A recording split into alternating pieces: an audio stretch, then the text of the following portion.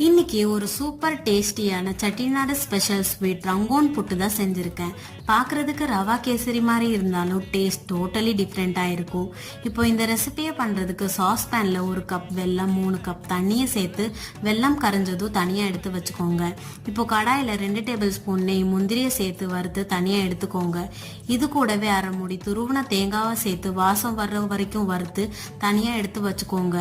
இப்போ அதே கடாயில் 2 டேபிள் ஸ்பூன் நெய் 1 கப் ரவையை சேர்த்து வாசம் வர்ற வரைக்கும் வறுத்துக்கோங்க. ஆனால் கலர் மாறிடக்கூடாது.